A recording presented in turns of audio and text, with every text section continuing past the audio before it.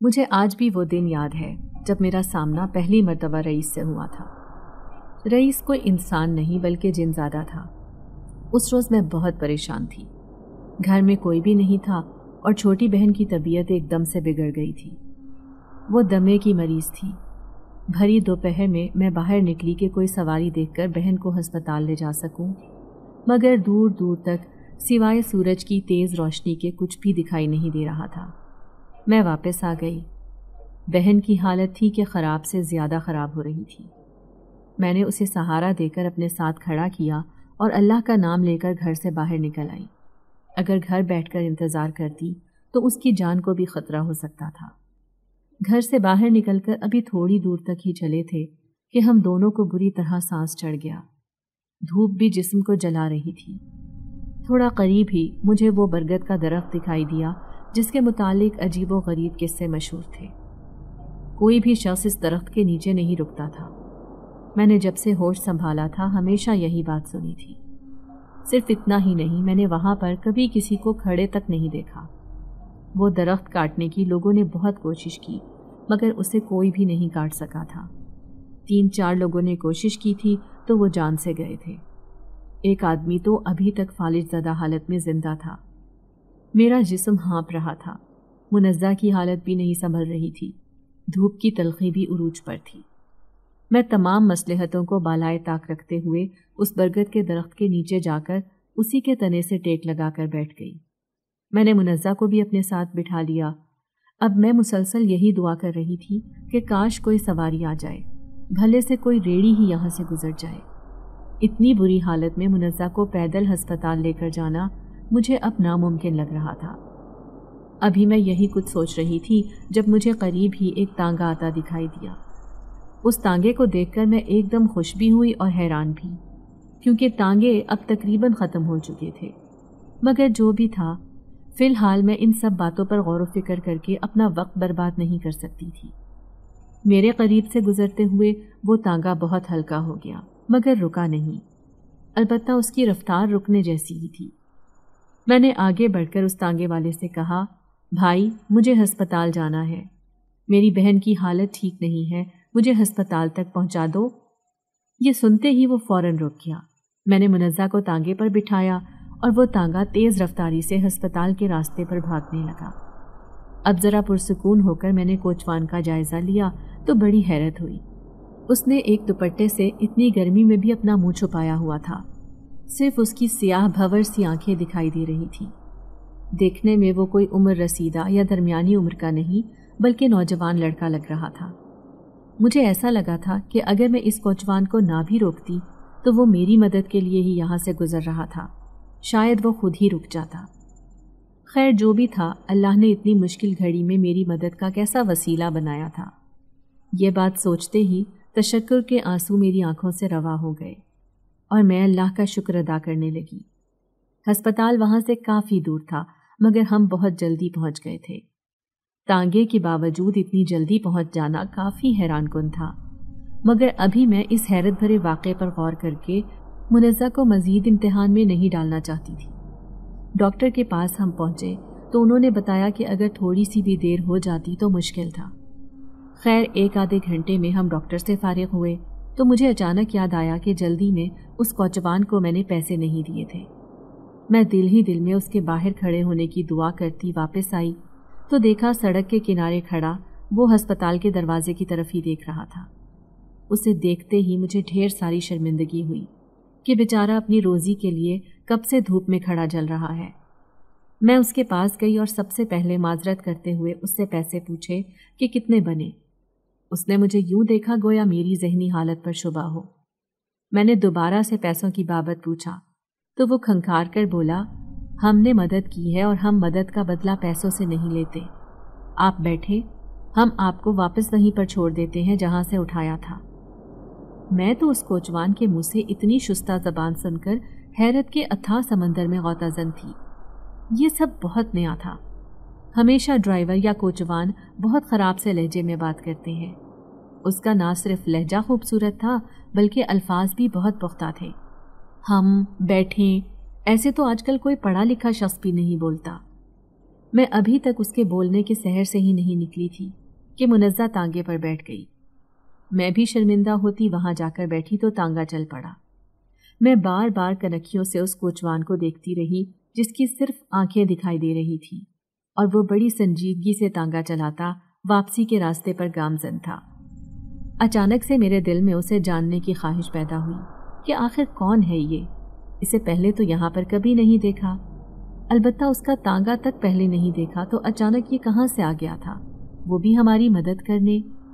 میں پوچھنا چاہتی تھی مگر بولنے کی ہمت نہیں ہو رہی تھی، سو چپ چاپ بیٹھی رہی۔ اسی درخت کے پاس لا کر اس نے ہمیں اترنے کا کہا۔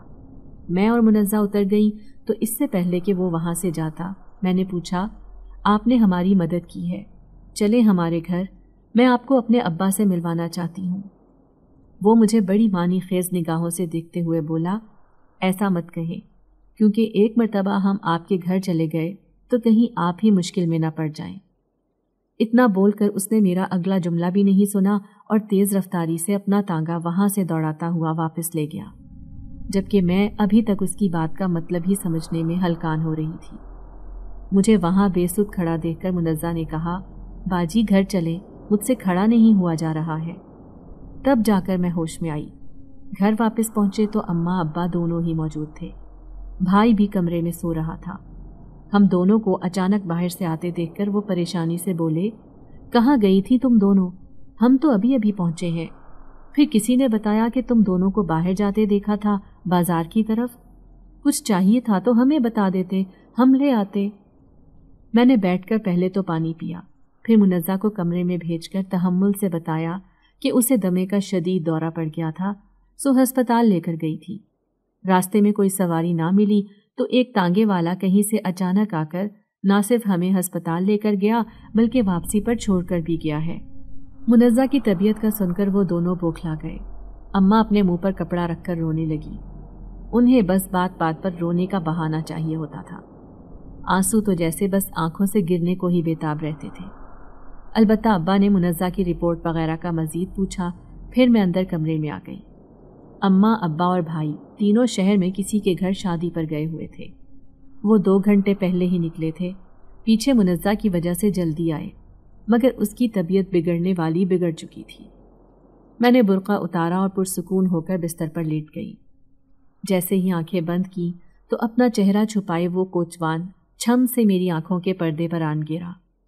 میں نے جلدی سے آنکھیں کھولیں تو دیکھا میں اپنے کمرے میں تھی، لیکن مجھے ایسا لگا تھا آنکھیں بند کرتے ہی میں واپس اسی منظر میں حقیقتاً پہنچ گئی ہوں۔ میں نے سر جھٹک کر دوبارہ سے آنکھیں بند کی تو اب بھی وہی ہوا جو پہلے ہوا تھا، وہی منظر دوبارہ سے گویا زندہ ہو گیا تھا۔ میں نے سر جھٹک دیا اور کمرہ ٹھیک کرنے لگی۔ اس شخص کو نہ میں نے دیکھا تھا نہ ہی جانتی تھی، مگر پھر بھی نہ جانے کیوں بڑا اپنا اپنا سا محسوس ہو رہا تھا۔ شاید اس نے ہماری مدد کی تھی، اسی وجہ سے میرے دل میں اس کے لیے ایک نرم گوشہ بن چکا تھا۔ باہر آئی تو اماں کافی پریشان تھی۔ میری ماں ایسی ہی تھی، چھوٹے دل کی، تھوڑی تھوڑی بات پر پریشان ہو کر اپنا بلڈ پریشر ہائی کر لیتی تھی۔ میں اماں کی گود میں سر رکھ کر لیٹ گئی۔ وہ جیسے ہی میرے بال سہلانے کے لیے جھکی تو ایک دم سے واپس پیچھے ہوئی۔ کیا ہوا اماں؟ میں نے ان کا پیچھے ہٹنا بہت شدت سے محسوس کیا تھا۔ اماں حیرانی سے بولی، کون سے آتش دان سے نکل کر آ رہی ہو؟ کیا مطلب؟ میں نے حیرانی سے پوچھا۔ وہ کہنے لگی، جلنے کی شدید بو اٹھ رہی ہے تم سے، آگ کے پاس تو نہیں بیٹھی رہی؟ میں ان کی بات سن کر بہت زیادہ حیران ہوئی تھی۔ نہیں، میں تو صبح سے آگ کے پاس گئی ہی نہیں، ناشتہ بھی آپ ہی میرا بنا کر رکھ گئی تھی، اور پھر منزہ کو ہسپتال لے گئی تو مجھ سے جلنے کی بو کیوں آئے گی؟ مگر اماں نفی میں سر ہلاتے ہوئے بولی، جلنے کی بلکہ خاص طور پر دھوئیں کی بو آ رہی ہے۔ پہلے بہت زیادہ آ رہی تھی مگر اب وہ بو کم ہو گئی ہے۔ میں نے کہا، ضرور کچھ جل رہا ہوگا ورنہ مجھ سے کیوں آنے لگی؟ میں نے جلدی سے سارے گھر کو دیکھا مگر کہیں پر کچھ بھی نہیں جل رہا تھا۔ اماں بضد تھیں کہ یہ دھوئیں کی بو مجھ سے ہی آ رہی ہے۔ اب مجھے بھی وہم ہونے لگا، سو میں نہانے چلی گئی۔ نہا کر نکلی تب بھی اماں کی وہی ایک بات کہ اب بھی بو آ رہی ہے۔ میں نے یقین کر لیا کہ اماں نے کوئی شدید وہم پال لیا ہے۔ بھلے سے جیسی بھی بو ہو، نہانے سے تو چلی ہی جاتی ہے، مگر اماں کو ابھی تک آ رہی تھی تو صاف ظاہر تھا کہ یہ صرف وہم تھا جس کا علاج میرے پاس تو نہیں تھا۔ خیر، اسی چکر میں رات ہو گئی۔ منزہ دوپہر سے دوائی کھا کر سو رہی تھی۔ رات کو وہ بھی اٹھ گئی اور بھائی بھی۔ ان دونوں کو اماں کی بات بتائی تو وہ چونک کر بولے، ہمیں لگا چولہے پہ کچھ جل رہا ہے مگر وہاں تو کچھ نہیں ہے۔ یقین کر لو حمیرہ، اماں جھوٹ نہیں بول رہی، تم سے واقعی دھوئیں کی بو اٹھ رہی ہے۔ اب سیدھی طرح بتا دو کس سے جل رہی ہو تم۔ وہ میرا مذاق بنانے لگے مگر میں پریشان ہو چکی تھی۔ اگر ایسا تھا تو کیوں تھا؟ ابا آئے تو انہوں نے بھی وہی کہا جو اب دونوں بہن بھائی اور اماں کہہ رہی تھی۔ میں بظاہر تو ان کے سامنے خود اپنا بھی مذاق بنواتی رہی، ہنستی رہی، مگر اندر ہی اندر بہت زیادہ پریشان تھی۔ میں رات کو سونے کے لیے لیٹی تو بے بسی سے میری آنکھوں سے آنسو نکلنے لگے۔ میں کیا کروں؟ یہ سوچ سوچ کر پریشان ہو رہی تھی اور حل کوئی نہیں تھا۔ اگلے دن میں نے خوشبو لگانا شروع کر دی تو وہ دھوئیں کی بو اس خوشبو میں چھپ گئی۔ میں مطمئن ہو گئی مگر یہ سب ہوا کیسے تھا اس بات کی تہ تک میں نہیں پہنچ پائی۔ میں اگلے روز کالج جا رہی تھی جب راستے میں مجھے کچھ لوگ بیٹھے دکھائی دیے۔ اکثر ہی وہ مزدور وہاں پر بیٹھے رہتے تھے۔ میں نے نظریں موڑی تو ایک دم لگا ان لوگوں میں وہ کل والا کوچوان بھی بیٹھا ہوا ہے، کیونکہ وہ ایک طرف خود کو مکمل ڈھانپے بالکل کل جیسا ہی آدمی بیٹھا ہوا تھا۔ اس کے کپڑوں کا رنگ اور انداز ویسے ہی تھے۔ مجھے خوشی ہونے لگی جیسے کوئی کھوئی ہوئی چیز واپس مل گئی ہو۔ قریب ہی ایک مٹھائی والی دکان تھی۔ میرے پاس جتنے پیسے تھے میں نے ان کی جلیبیاں خریدی اور اس آدمی کے سر پر جا کر کھڑی ہو گئی۔ وہ اور ارد گرد والے باقی سارے آدمی بھی حیرانی سے مجھے دیکھنے لگے۔ میں نے خود کو تھوڑا غیر محفوظ محسوس کیا، مگر اب کیا کر سکتی تھی؟ بغیر سوچے سمجھے آ گئی تھی تو وہ کام بھی کر ہی لینا چاہیے تھا جس کی خاطر آئی تھی۔ میں نے جلیبیوں والا شاپر اس آدمی کی طرف بڑھا کر کہا، میں آپ کا شکریہ ادا کرنا چاہتی ہوں، آپ نے کل میری بہت مدد کی۔ وہاں موجود تمام مزدوروں کے چہرے پر حیرانی کا تاثر تھا۔ وہ آدمی بھی مجھے جتنی حیرت سے دیکھ سکتا تھا دیکھنے لگا۔ اس نے شاپر نہ پکڑا تو میں نے مزید آگے کر دیا۔ وہ گھٹی گھٹی آواز میں بولا، اجی کون سی مدد؟ اس کی آواز تو کل جیسی نہیں تھی۔ میں نے جلدی سے اسے یاد کروایا کہ میری بہن کی طبیعت بگڑ گئی تھی، کوئی سواری نہیں ملی تھی تو آپ مجھے اپنے تانگے پر ہسپتال چھوڑ کر آئے تھے۔ میں نے پیسے دینا چاہے تو وہ بھی نہیں لیے تھے۔ اس کی حالت تو ایسی تھی گویا کاٹو تو بدن میں لہو نہیں، جبکہ ارد گرد بیٹھے سب آدمیوں نے ایک زوردار کہکہا لگایا۔ میں شرمندہ ہو کر رہ گئی، سمجھ نہیں آ رہا تھا کہ یہ سب کیا ہو رہا ہے۔ میں نے پوچھا، آپ کیوں ہنس رہے ہیں؟ کیا مدد کرنا مذاق کے زمرے میں آتا ہے؟ ایک آدمی بمشکل اپنی ہنسی روک کر بولا، نہیں، آپ کو کس نے بولا ہے مذاق ہوتا ہے؟ چنگی بات ہے جی، بہت چنگی بات ہے، مگر تانگا بھی ہو تو جس سے مدد لی جائے۔ ایک مرتبہ پھر وہاں پر ہنسی کا کہکہا ابلا۔ کیا مطلب؟ میں نے سختی سے پوچھا۔ وہ میرے ماتھے پر تیور دیکھ کر جلدی سے بولا، اجی شیرو کے پاس کسی اور ہی دور میں تانگا تھا، تب یہ لوگوں کی بڑی مدد بھی کیا کرتا تھا۔ اب کون تانگے پر بیٹھتا ہے جی، بس بیچ باچ کر کھا گیا ہے۔ اس بات کو تو 10 سال ہو گئے ہیں، لگتا ہے اب بھی بیچارہ خواب میں جا کر مدد کرنا نہیں بھولا۔ میں نے چونک کر اس آدمی جسے شیرو کہا جا رہا تھا اس کی طرف دیکھا تو اس کا حلیہ عین کل والا تھا، البتہ آنکھوں سے شاید کوئی فرق تھا۔ میں مان ہی نہیں سکتی تھی کہ وہ کل والا نہیں ہے۔ میرے زور دینے پر اس بھلے آدمی نے اپنی چادر جو منہ کے گرد لپیٹی ہوئی تھی وہ اتاری تو وہ عمر رسیدہ سا تھا۔ اس کے منہ پر بڑے بڑے چھالے تھے جنہیں چھپانے کی خاطر اس نے منہ ڈھانپا ہوا تھا۔ میں نے آخری مرتبہ شیرو کو براہ راست دیکھتے ہوئے پوچھا، قسم کھا کر کہو کل تم نہیں تھے؟ وہ فٹافٹ قسم کھا کر بولا، نہیں جی، مجھ سے تو تانگا اب سنبھلتا ہی نہیں، بس صبح سویرے یہاں آ کر بیٹھ جاتا ہوں، کوئی دھیاڑی مزدوری کا کام مل جائے تو عیش ہو جاتی ہے۔ میں چپ کر گئی۔ اب وہ جلیبیاں جو خریدی تھی ایسے تو نہیں لے کر جا سکتی تھی، سو وہ شاپر شیرو کو تھما کر میں وہاں سے چلی آئی۔ میں یقین سے کہہ سکتی تھی کل والا شخص شیرو ہی تھا، مگر خیر، کالج جانے کے بعد بھی یہی بات میرے دماغ میں چلتی رہی۔ مجھے اچانک سے یاد آیا کہ میری کلاس کی ایک لڑکی کے پاس دنیا بھر کی خبریں موجود ہوتی تھیں، کس کے گھر کیا پکا ہے سے لے کر کسی کے دماغ میں کیا چل رہا ہے، سب کچھ۔ میں نشا کے پاس گئی اور بلا تعامل اسے کل والا واقعہ بتایا، پھر اس سے پوچھا، کیا تم ایسے کسی تانگے والے کو جانتی ہو؟ وہ سوچ میں پڑ گئی، پھر بولی میں پکا نہیں بتا سکتی، کل پوری خبر کے ساتھ ملاقات ہوگی، اچھی طرح اپنی چھان بین کروں گی تب بتاؤں گی۔ میں نے مسکرا کر کہا یہ کون سی تحقیق کرتی ہو تم، اور تمہارے ساتھ کون ہوتا ہے؟ کیونکہ ایک لڑکی کا ایسی باتیں اور خبریں رکھنا بڑی انوکھی سی بات تھی۔ وہ بال جھٹک کر بولی میرے اپنے ذرائع ہیں، اور ہنس دی۔ خیر میں گھر واپس آ گئی۔ اب مجھے شدت سے کل کا انتظار تھا جب میں جان سکتی تھی کہ میری مدد کرنے والا شخص کون ہے۔ پورا دن بڑی بے چینی سے گزرا۔ میں بس اگلے دن کا انتظار کرتی رہی۔ رات کو سونے کے لیے لیٹی تو نیند جلدی آ گئی، مگر آدھی رات کو اچانک سے میری آنکھ کھل گئی۔ پتہ نہیں کیوں، مگر زندگی میں کبھی بھی ایسے اچانک میری آنکھ نہیں کھلی تھی۔ میں نیند کی بہت زیادہ پکی تھی، مجھے تو اٹھانے کے لیے بھی اماں کو 100 جتن کرنے پڑتے تھے، اور اب آنکھ کھلی تو نیند میری آنکھوں سے مکمل طور پر غائب تھی۔ میں حیرانی سے سوچنے لگی میں کیوں اٹھی ہوں۔ کمرے میں نظر دوڑا کر دیکھا تو ملزہ بھی گہری نیند سو رہی تھی۔ میں کمرے سے باہر نکل آئی۔ ایک عجیب سا احساس میرے چاروں طرف تھا، جیسے میں اکیلی نہیں ہوں، کوئی اور بھی میرے ساتھ ہے۔ یہ سوچ کر میں نے چاروں طرف دیکھا، مگر وہاں میرے علاوہ دوسرا کوئی بھی موجود نہیں تھا۔ میں صحن میں آ کر بیٹھ گئی۔ ہوا بہت آہستہ چل رہی تھی۔ اچانک سے ہوا کا بہاؤ بہت زیادہ ہو گیا۔ میرے بال ہوا میں مچلنے لگے۔ میں نے دوپٹہ لے کر بال اچھے سے باندھنا چاہے، مگر جیسے ہی دوپٹے کو سر پر اوڑھا تو وہ کھل گیا۔ میں نے جھنجھلا کر دوپٹہ پھر سے سر پر لیا، اور اسی لمحے مجھے ادراک ہوا کہ کوئی ہاتھ آگے بڑھا ہے اور سر سے میرا دوپٹہ کھینچ کر واپس پیچھے ہو گیا ہے۔ میں نے چاروں طرف دیکھا، مگر صحن میں میرے علاوہ دوسرا کوئی بھی موجود نہیں تھا۔ مجھے لگا شاید یہ میرا وہم ہے۔ دوبارہ کوشش کی تو پھر کسی نے سر سے دوپٹہ کھینچ دیا۔ میں گھبرا کر اپنی جگہ سے اٹھ کھڑی ہوئی۔ میرے دل کی دھڑکن بہت تیز ہو چکی تھی۔ ہوا کے زور کے باوجود میں وہاں کسی دوسرے انسان کے قدموں کی چاپ سن پا رہی تھی۔ کوئی تیز رفتاری سے میرے ارد گرد گھوم رہا تھا، مگر نظر کچھ بھی نہیں آیا۔ میں کمرے میں واپس جانے کے لیے پلٹی تو دوپٹہ کسی شے میں اٹک گیا۔ میں نے جھنجھلا کر دوپٹہ چھڑوانے کے لیے پیچھے دیکھا تو اوسان خطا ہو گئے۔ میرا دوپٹہ کسی چیز میں نہیں اٹکا تھا، بلکہ ہوا میں معلق تھا۔ میں نے 2 قدم واپس لیے۔ عین دوپٹے کے سرے کے پاس جا کر دیکھا تو دل گویا کانوں میں آ کر دھڑکنے لگا تھا۔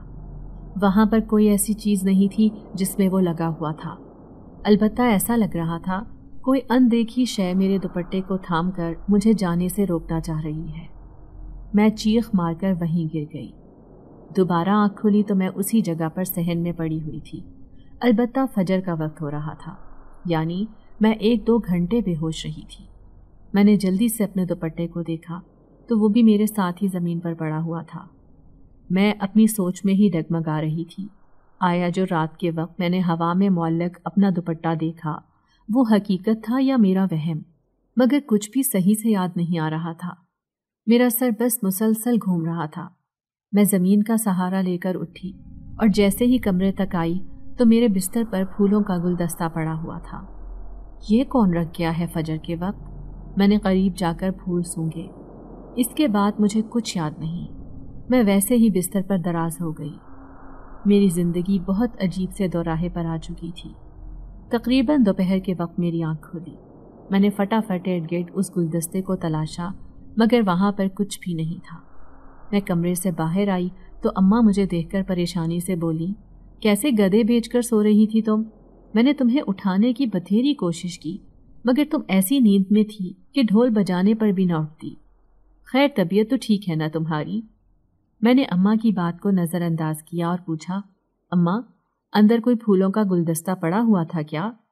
ہائے، وہ میری طرف دیکھ کر حیرانی سے بولی۔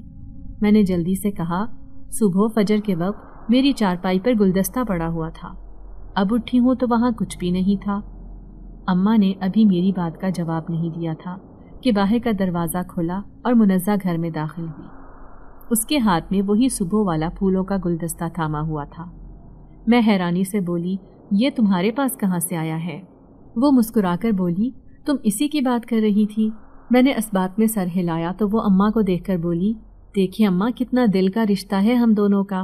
میں آپ کو بتا کر گئی تھی نا کہ ان کے لیے پھول لینے جا رہی ہوں، سالگرہ ہے ان کی، اور ان کو پہلے سے ہی پتا تھا۔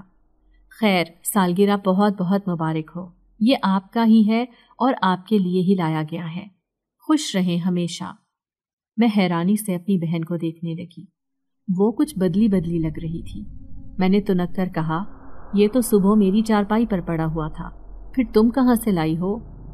غلط کہہ رہی ہیں آپ، اگر یہ پڑا بھی ہوا تھا تو کون رکھ سکتا ہے؟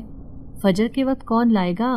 کوئی نہیں، تو آپ کو بس وہم ہوا ہوگا، یا کوئی سچا خواب دیکھا ہوگا آپ نے کہ یہ گلدستہ آپ کے پاس آنے والا ہے، سو آ گیا۔ مزے کریں، پریشان رہنے سے ساری خوشی ختم ہو جائے گی۔ اماں بھی ہم دونوں پر ہاتھ جھاڑ کر اپنے کام میں مگن ہو گئی۔ میں حیرت سے وہ گلدستہ لے کر کمرے میں واپس آ گئی۔ مجھے ابھی تک یقین نہیں آ رہا تھا کہ میں نے کوئی سچا خواب دیکھا ہے، کیونکہ ہو بہو یہی گلدستہ تھا جو میں نے صبح دیکھا تھا، اور اب منزہ کہہ رہی تھی کہ وہ ابھی بازار سے میرے لیے خرید کر لائی ہے۔ میں یقین کروں تو کس کا، خود کا یا بہن کا؟ رات والا واقعہ بھی پوری جزیات کے ساتھ میری نگاہوں کے سامنے گھوم گیا، یعنی وہ سب بھی وہم ہی تھا۔ میں سر پکڑ کر بستر پر بیٹھ گئی۔ یہ سب کچھ میرے ساتھ کیوں ہو رہا تھا؟ میں دماغی توازن کھو رہی تھی کیا؟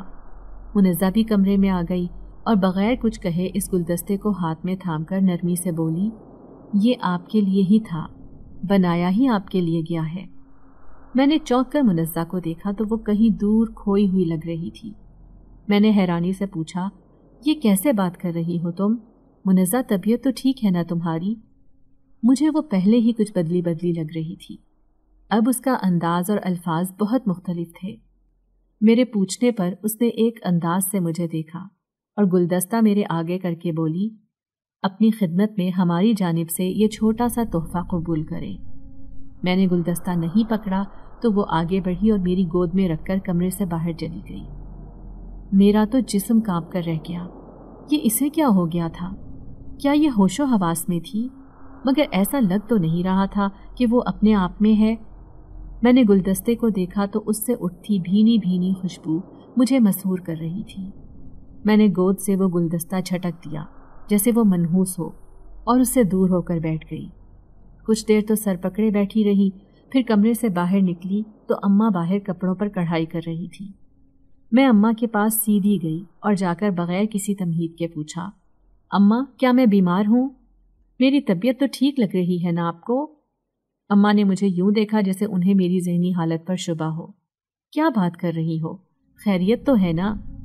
میں ان کے برابر بیٹھ گئی اور پوچھا، وہ بتائیں جو میں نے سوال کیا ہے، کیا میں الٹی سیدھی حرکتیں تو نہیں کر رہی، یا آپ کو پاگل تو نہیں لگ رہی؟ وہ اب کی مرتبہ پریشانی سے کپڑے چھوڑ کر بیٹھ گئی، میرے بالوں کو سہلاتے ہوئے بولی، کیا بات کر رہی ہو؟ مجھے بتاؤ کیا ہوا ہے؟ کسی تکلیف میں ہو کیا؟ وہ ماں تھی، سمجھ گئی تھیں کہ میں ٹھیک نہیں ہوں۔ میں نے ان کے گھٹنے پر سر رکھ دیا اور کہا، مجھے لگتا ہے میں پاگل ہو جاؤں گی، میرے ساتھ عجیب و غریب باتیں ہو رہی ہیں۔ جب کچھ ہوتا ہے اس کے بعد مجھے لگتا ہے یہ میرا وہم تھا، پھر نیا واقعہ جو نئے سرے سے وہم لگتا ہے۔ اب آپ گلدستے والی بات کو ہی دیکھ لیں، مجھے لگا کہ فجر کے وقت کوئی میری چارپائی پر گلدستہ چھوڑ گیا تھا، مگر ایسا نہیں تھا۔ سوچا جائے تو فجر کے وقت بھلا کہاں سے آئے گا گلدستہ؟ میں اماں کو رات والے واہموں کا بتا کر پریشان نہیں کر سکتی تھی۔ اس سے آگے مجھ سے کچھ بولا ہی نہیں گیا، اور 2-3 دن سے جو غبار میرے اندر پک رہا تھا وہ میں نے آنسوؤں کی صورت میں بہا دیا۔ جب میں اچھی طرح رو لی تو اماں نے پیار سے میرے سر پر بوسہ دیا اور بولی، پریشانی لے رہی ہو بہن کی؟ یہ سب کچھ پریشانی کی علامات ہیں، تم پرسکون رہو، جو ہونا ہوگا ہو جائے گا، ہم لکھے کو نہیں مٹا سکتے۔ اس کے بعد بھی اماں نے کافی دیر مجھ سے باتیں وغیرہ کی، اور میں پھر کمرے میں آئی تو منزہ پہلے سے وہاں موجود تھی۔ وہ اپنا کوئی کام لکھ رہی تھی۔ مجھے دیکھ کر بولی، سالگرہ مبارک ہو باجی آپ کو۔ میں نے اسے شاکی نگاہوں سے دیکھا اور کہا، دوپہر کو وش کر تو دیا تھا، اب پھر کیوں کر رہی ہو؟ وہ حیرانی سے بولی، میں نے کب وش کیا تھا آپ کو؟ میں کالج سے واپس آئی تو آپ سو رہی تھی، پھر میں اکیڈمی چلی گئی۔ میں نے کہا، دیکھو منزہ، میرے ساتھ مذاق نہ کرو، میرا پہلے ہی کافی دماغ خراب ہو رہا ہے، اس لیے مزید تنگ نہ کرو مجھے۔ وہ حیرانی سے میرے قریب آئی اور بولی، آپی طبیعت تو ٹھیک ہے نا آپ کی؟ کیسی باتیں کر رہی ہیں؟ میں کیوں آپ کو تنگ کروں گی؟ میں تو فقط آپ کو وش کر رہی تھی۔ میں نے جھنجھلا کر منزہ کے ہاتھ پیچھے کیے اور کہا، مجھ سے دور رہو۔ اتنا بول کر واپس اپنی چارپائی پر جا کر بیٹھ گئی۔ وہ اپنی جگہ پر ہکا بکا کھڑی میری شکل تکنے لگی۔ مجھے اپنے رویے پر افسوس بھی ہوا، مگر میں ذہنی طور پر بہت ڈسٹرب تھی، اس لیے ابھی میں فی الحال نرم رویہ اختیار نہیں کر سکتی تھی۔ منزہ اس سب کے باوجود اپنی چارپائی پر واپس جانے کی بجائے میرے قریب آئی اور بولی، باجی سب ٹھیک تو ہے نا؟ آپ پریشان لگ رہی ہیں۔ میں نے منزہ کو سخت نگاہوں سے دیکھتے ہوئے کہا، سنجیدگی سے ایک بات کا جواب دو مجھے، کیا تم نے مجھے وش کے ساتھ گلدستہ نہیں دیا تھا؟ وہ میری بات سن کر چپ ہو گئی۔ میں نے مسکرا کر کہا، میں جانتی تھی تم مجھے تنگ کر رہی ہو، چلو اب جا کر اپنا کام کرو اور مجھے بھی تھوڑا آرام کرنے دو۔ وہ اپنی جگہ سے کھڑے ہوتے ہوئے بولی، جو مرضی قسم اٹھوا لے، نہ میں نے آپ کو گلدستہ دیا ہے نہ ہی وش کیا ہے، میں تو ابھی آپ کو وش کر رہی تھی اور آپ پتہ نہیں کیا باتیں کر رہی ہیں۔ مجھے اپنی بہن پر شدید غصہ آیا۔ میں نے ٹیبل کی طرف نگاہیں دوڑائیں تاکہ میں وہ گلدستہ اٹھا کر اس کے منہ پر مار سکوں، مگر حیرت کی بات یہ تھی کہ وہاں کوئی گلدستہ نہیں تھا۔ گلدستہ کہاں گیا؟ میں نے منزہ کو دیکھتے ہوئے پوچھا تو وہ حیرت سے بولی، باجی کیا باتیں کر رہی ہیں آپ؟ میں نے حلق کے بل چلاتے ہوئے اسے کمرے سے نکل جانے کو بولا۔ مجھے غصہ بہت کم آتا تھا، لیکن جب آتا تو اگلے بندے کی خیر نہیں ہوتی تھی۔ اب بھی یہی ہوا تھا۔ منزہ میرے غصے کی تاب نہ لاتے ہوئے کمرے سے چلی گئی، مگر تھوڑی دیر بعد اماں کے ساتھ واپس آئی۔ میں نے اماں کو دیکھا اور کہا، اماں جب انسان کسی بات سے منع کرے تو رک جانا چاہیے یا نہیں؟ اماں نے اس بات میں سر ہلا کر کہا، بالکل رک جانا چاہیے، کیا ہوا ہے مجھے بتاؤ۔ میں نے کہا، ابھی باہر میں آپ کے سامنے کتنی مشکل سے پرسکون ہو کر کمرے میں آئی ہوں، اور اب منزہ مجھے غصہ دلانے کی کوشش کر رہی ہے۔ اتنا بول کر میں نے منزہ کی صورت کی طرف دیکھا تو وہاں پر پریشانی کے اثرات تھے۔ وہ جلدی سے بولی، اماں باجی کہہ رہی ہے میں نے ان کو گلدستہ دیا ہے اور وش کیا ہے، اب آپ بتائیں۔ میں منزہ کی بات مکمل ہونے سے پہلے ہی بول پڑی، اماں کے سامنے ہی تم نے دیا ہے۔ اتنا بول کر میں نے اماں کو دیکھا تو وہ چپ کھڑی تھی۔ میں نے کہا، اماں آپ کچھ بول کیوں نہیں رہی ہیں؟ مگر وہ نفی میں سر ہلا کر بولی، نہیں بیٹا، منزہ تو جب کالج سے آئی تھی تو اس وقت تم سو رہی تھی، تم نے کوئی خواب دیکھا ہوگا۔ مجھے حیرت کا شدید جھٹکا لگا۔ میں نے اپنا سر دونوں ہاتھوں میں تھامتے ہوئے اماں سے منت کی کہ اس وقت مجھے اکیلا چھوڑ دے، تھوڑی دیر کے لیے مجھے کوئی دکھائی نہ دے۔ اماں میری حالت سے باخبر ہو چکی تھی کیونکہ ابھی باہر میں انہیں یہی سب کچھ بتا کر آئی تھی۔ اگلے چند لمحوں میں اماں اور منزہ دونوں ہی کمرے سے جا چکی تھی۔ ان کے جاتے ہی میں اپنے بستر پر لیٹ گئی اور کسی فلم کی مانند تانگے کے کوچوان سے لے کر دوپہر کو گلدستہ دینے تک پورا منظر میری آنکھوں کے سامنے گھومنے لگا۔ بے بسی سے میرے آنسو گالوں پر بہنے لگے۔ اس سے پہلے کہ میں ہاتھ بڑھا کر اپنے آنسو پونچھتی، مجھے اپنے گالوں پر بہت ہلکا سا لمس محسوس ہوا۔ میں نے گال پر چھو کر دیکھا تو وہاں پر آنسو خشک ہو چکے تھے۔ میں ڈر کر اٹھ بیٹھی۔ کوئی تو تھا جو اس وقت بھی میرے قریب موجود تھا اور مجھے دیکھ رہا ہے۔ میں دیوار کے ساتھ ٹیک لگا کر بیٹھ گئی۔ خوف کی ایک لہر پورے بدن میں تھرتھرا رہی تھی، مگر میں نے سختی سے پوچھا، کون ہے میرے ارد گرد؟ مگر وہاں گہری خاموشی تھی۔ 2 منٹ کے وقفے کے بعد میں نے پھر پوچھا، کوئی ہے یہاں پر؟ لیکن وہی گہرا سناٹا جو رگوں میں اترتا ہوا محسوس ہو رہا تھا۔ کوئی بھی نہیں تھا، یہ سوچ کر میں نے ایک گہرا سانس لیا اور اگلے ہی لمحے میز پر پڑا گلدان ایک چھناکے سے زمین پر گرا۔ میں اچھل کر چارپائی سے نیچے اتری۔ میں چیخنا چاہتی تھی مگر حلق سے آواز نہیں نکل رہی تھی۔ میں نے آگے بڑھ کر دروازہ کھولنا چاہا مگر دروازہ بھی مقفل تھا۔ میں نے اماں کو پکارا، ہونٹ ہلنے سے قاصر تھے۔ میں نے پورا زور لگا کر دروازے پر زور زور سے دستک دی اور اگلی کچھ ہی دیر میں دروازہ کھل گیا۔ میرے سامنے اماں اور منزہ پریشانی سے کھڑی مجھے دیکھ رہی تھی۔ اماں کو سامنے دیکھ کر میں نے ہکلاتے ہوئے کہا، اماں وہ ساتھ ہی انگلی سے اس گلدان کی طرف زمین پر اشارہ کیا تو سٹی گم ہو گئی۔ کیونکہ فرش پر کچھ بھی نہیں تھا۔ وہ گلدان جو ابھی میرے سامنے ٹوٹا تھا اس کی ایک کرچی تک نہیں پڑی تھی۔ میں نے میز پر دیکھا تو اب وہ گلدان اپنی سابقہ حالت میں بالکل ٹھیک پڑا ہوا تھا۔ یہ دیکھ کر ایک فلک شگاف چیخ میرے حلق سے باہر نکلی اور میں گرتی پڑتی اس کمرے سے باہر نکل گئی۔ اماں اور منزہ بہت زیادہ پریشان ہو گئی تھی۔ انہوں نے مجھے پینے کے لیے پانی دیا اور اماں مجھ پر مسلسل کچھ پڑھ کر پھونکنے لگی۔ اب ہلکا ہلکا سکون ہونے لگا تو آنکھیں بھی غنودگی سے بند ہو گئیں۔ میں تقریباً 1.5 دن سوتی رہی۔ اس کے بعد اٹھی تو کافی حد تک حالت ٹھیک ہو چکی تھی۔ مجھے جو کچھ بیت چکا تھا سب ایک خواب لگ رہا تھا۔ اس متعلق اماں سے پوچھا تو انہوں نے اس بات کو زیادہ نہیں گریدا، بس ایسے ہی کہا کہ تمہیں چکر وغیرہ آ گئے تھے تو سب کچھ الٹا لگ رہا تھا۔ میں چپ کر گئی۔ وہ شاید ٹھیک ہی کہہ رہی تھی۔ شام کو اماں نے مجھے بتایا کہ انہوں نے میرا داخلہ سلائی اسکول میں کروا دیا ہے۔ میں بڑی خوش ہوئی کہ چلو ایسے مصروف رہوں گی اور دن کٹنے کا پتہ بھی نہیں چلے گا، ورنہ فارغ رہ کر دماغ پتہ نہیں کیا کیا کچھ سوچتا رہتا ہے۔ ویسے ان سب سے پہلے اماں میرے سلائی اسکول جانے کے سخت خلاف تھیں۔ ان کا کہنا تھا کہ بس گھر سے باہر جو نکلنا تھا نکل لیا، اب گھر بیٹھو، میں صرف تمہاری شادی کروں گی۔ میں خوش بھی تھی کہ چلو تھوڑے دن کی پریشانی سے میری خواہش کی تکمیل تو ہو گئی ہے۔ اب میں نے سلائی اسکول جانا شروع کر دیا تھا۔ مجھے وہاں آتے جاتے 1 ہفتہ ہو گیا، اور مزے کی بات یہ تھی کہ اس ہفتے میں ایک مرتبہ بھی میرے ساتھ کوئی ایسی ویسی حرکت نہ ہوئی تھی۔ نہ ہی میرا دماغ کچھ بھولا تھا اور نہ ہی کسی واہمے نے مجھے ستایا تھا۔ میں بہت خوش تھی اور سمجھ گئی تھی کہ پچھلے دنوں میرے ساتھ جو کچھ بھی ہوا ہے یہ محض پریشانی کی وجہ سے تھا۔ میں منزہ کی وجہ سے واقعی میں پریشان تھی۔ ابھی وہ بہت چھوٹی تھی، ہم اس کا کافی خیال رکھتے تھے، مگر جب اس کی طبیعت بگڑتی تو ہسپتال جائے بغیر افاقہ نہیں ہوتا تھا اسے۔ میں نے سوچ لیا تھا کہ منزہ کالج جیسے ہی ختم کرے گی اسے بھی اپنے ساتھ سلائی اسکول لے کر جاؤں گی۔ اس روز میں اسکول جا رہی تھی۔ بہت تیز بارش شروع ہو گئی۔ راستے میں وہی برگد کا درخت تھا۔ میں اس کے نیچے جانے لگی تو ایک جانب بھیگتے بوڑھے بابے نے مجھے زور سے پکارا۔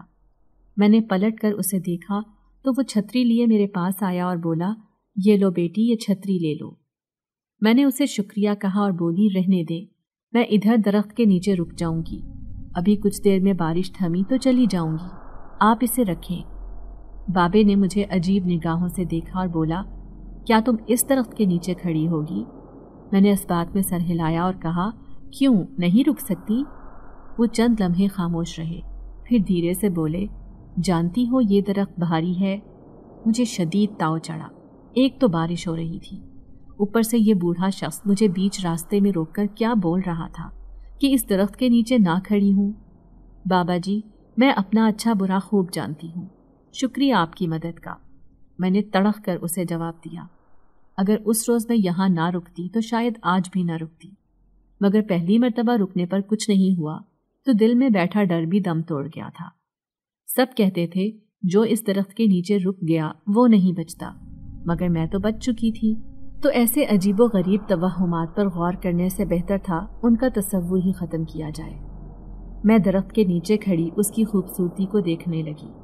وہ بہت تناور اور پیارا درخت تھا، مگر لوگوں نے اچھے بھلے درخت کو بھوتیا بنا کر رکھ دیا تھا۔ میں وہاں کھڑے کچھ ہی دیر گزری ہوگی جب ایک سکون کا احساس میرے رگو پے میں سرایت کر گیا۔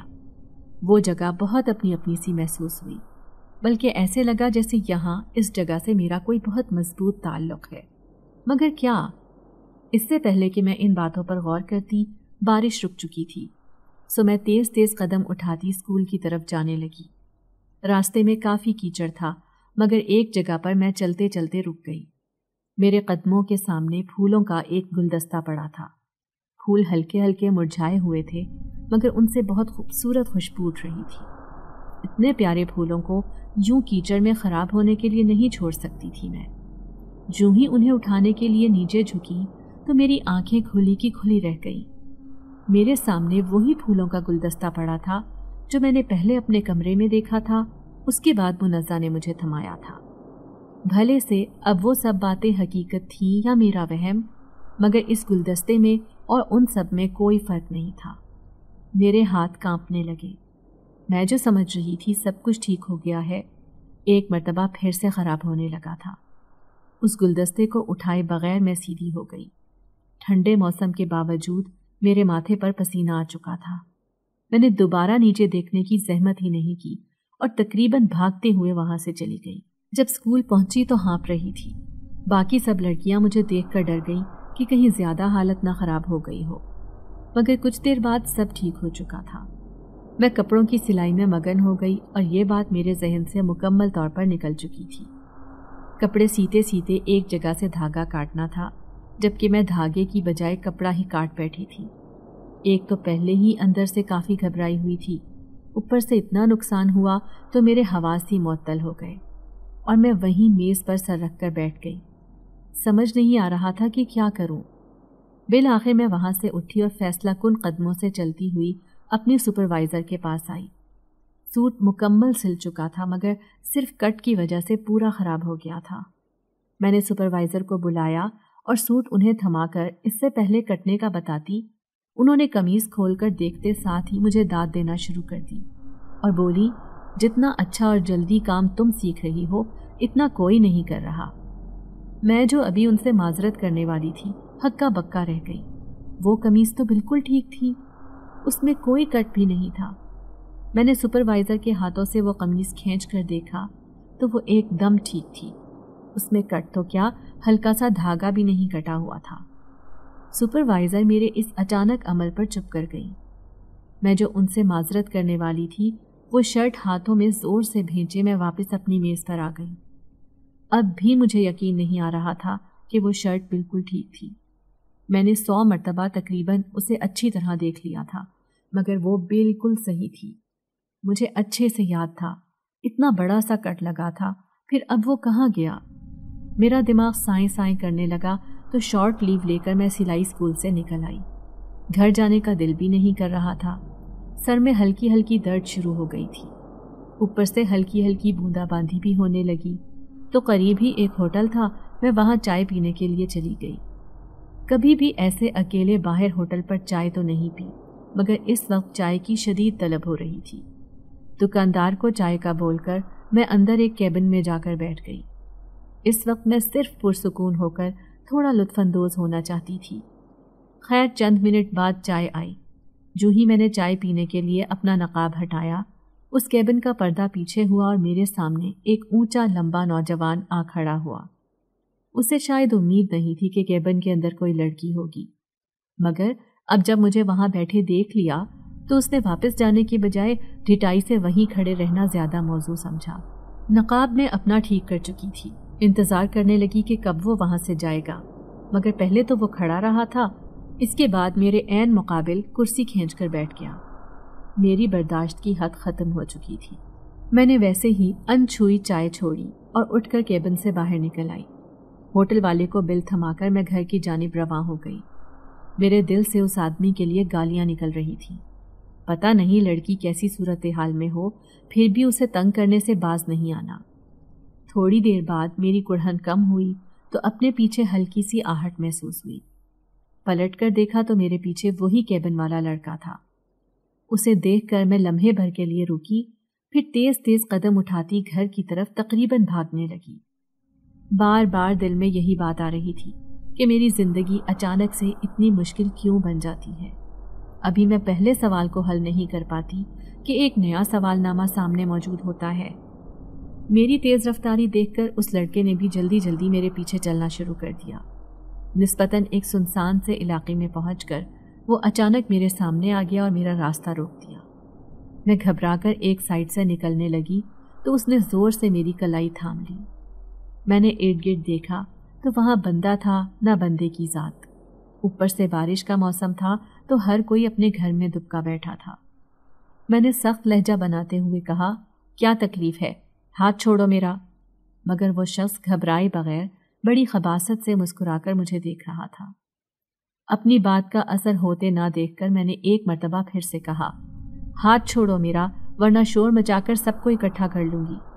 وہ گھٹیا لہجے میں بولا، تو چلاؤ نا، چلا کیوں نہیں رہی؟ میں چپ کر گئی کیونکہ ارد گرد کوئی بھی نہیں تھا۔ ایک دو مرتبہ مدد کے لیے پکارا مگر وہاں کوئی نہیں آیا۔ میں دل ہی دل میں خدا سے دعا کرنے لگی کہ مجھے اس شیطان سے بچا لے۔ دفتن اس نے ہاتھ بڑھا کر میرا حجاب اتارنا چاہا اور تبھی ہوا کا ایک شدید جھونکا آیا جس کی تاب نہ لاتے ہوئے میں اور وہ لڑکا زمین پر گر گئے۔ میں ابھی گر کر سنبھل نہیں پائی تھی جب دور سے ہوا کا ایک بگولا چلتا ہوا ہماری جانب آ رہا تھا۔ میں نے ہمیشہ اماں سے سنا تھا کہ یہ بگولے جن ہوتے ہیں، ان سے ہمیشہ بچ کر چلنا چاہیے۔ جو اس بگولے کی زد میں ایک مرتبہ آ جائے تو وہ نہیں بچتا، مگر اب وہ بگولا ہماری طرف ہی چلتا ہوا آ رہا تھا۔ اس بگولے کی سمت کا تعین کرتے ہوئے میں ایک طرف لڑک گئی، جبکہ وہ لڑکا اس بگولے کی زد میں آ چکا تھا۔ صرف اتنا ہی نہیں، اب اس کی چیخیں دور تک سنی جا سکتی تھی۔ میری آنکھوں میں مٹی پڑ چکی تھی، اس وجہ سے آنکھیں کھلنا محال تھی، مگر اس لڑکے کی ہولناک چیخوں سے اندازہ ہو رہا تھا کہ شاید اس کا بچنا ممکن نہ رہے۔ میں نے زمین سے اٹھنے کی کوشش کی، مگر ہوا کا زور اتنا شدید تھا کہ ہاتھ تک نہیں ہل رہا تھا۔ بالآخر ہوا کی شدت تھوڑی کم ہوئی تو میں سنبھل کر اٹھی۔ میری چیخ نکلتے نکلتے رہ گئی، کیونکہ بالکل قریب ہی وہ لڑکا خون میں لت پت پڑا ہوا تھا۔ میں گھبرا کر پیچھے ہوئی، ارد گرد دیکھا، مگر اب بھی وہاں کوئی آدمی دکھائی نہیں دے رہا تھا۔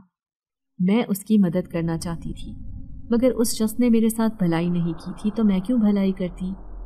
میں اسے وہاں مرتا چھوڑ کر ایک دو قدم آگے بڑھی، مگر پھر واپس مڑی، کیونکہ مجھ میں انسانیت باقی تھی۔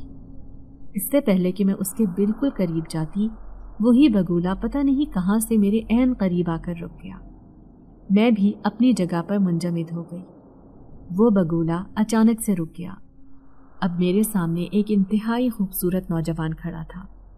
وہ اتنا خوبصورت تھا کہ میں اپنی آنکھوں پر یقین نہیں کر پا رہی تھی۔ کون ہو تم؟ صرف یہی الفاظ میرے منہ سے ادا ہوئے۔ وہ نرمی سے بولا، ہم وہی ہیں جن کا احساس آپ کو ہر وقت ہوتا ہے، مگر آپ ہمیں دیکھ نہیں پاتی۔ میں نے اس کی بات کا کوئی جواب دینے کی بجائے کہا، وہ شخص مر رہا ہے، خدارا اس کی مدد کرو۔ اس نے پیچھے مڑ کر دیکھا، میں نے بھی اس کی تقلید میں پیچھے مڑ کر دیکھا تو وہاں پر کوئی نہیں تھا۔ میں حیران رہ گئی جب وہ لڑکا بولا، صرف آپ کی خاطر ہم نے اسے ہسپتال پہنچا دیا ہے، ورنہ ہم چاہتے تھے کہ وہ مر جائے۔ اس کی جرت کیسے ہوئی تھی آپ کے ساتھ بدتمیزی کرنے کی؟ میں ابھی تک حیران تھی، مجھے یقین نہیں آ رہا تھا۔ میں نے پھر پوچھا، کون ہو تم؟ وہ مسکرا کر بولا، وہی جسے دنیا جن زادہ کہتی ہے، اور ہم خود کو آپ کے عاشق کہتے ہیں۔ یہ الفاظ بہت شدید تھے۔ میں ایک قدم پیچھے ہوئی۔ وہ ابھی تک مسکرا رہا تھا۔ دھیرے سے بولا، ہم جانتے تھے آپ کا رد عمل ایسا ہی ہوگا، مگر ہمارا قصور نہیں ہے، آپ نے خود ہی ہمیں موقع دیا تھا۔ کب؟ بے اختیار میری زبان سے پھسلا تو وہ کہنے لگا، اس روز گرمی جب اپنے عروج پر تھی، برگد کے درخت تلے کیوں رکی تھی آپ؟ بس وہیں ہمیں بھا گئیں۔ پھر ہم نے کوچوان بن کر آپ کی مدد کی، آپ کو آپ کی بہن کے روپ میں آ کر سالگرہ کی مبارکباد دی، آپ کی ہر طرح سے مدد کی۔ ہم معذرت کرتے ہیں آپ کو تکلیف دی تھی، مگر ہم چاہتے تھے آپ کی خواہش پوری ہو، آپ سلائی اسکول جا سکیں، بس اسی لیے تکلیف دی تھی تاکہ آپ کی والدہ آپ کو باہر نکلنے دے۔ وہ قمیض بھی تم نے ہی ٹھیک کی تھی نا؟ میں نے اچانک پوچھا تو وہ مسکرا کر رہ گیا۔ وہ گلدستہ؟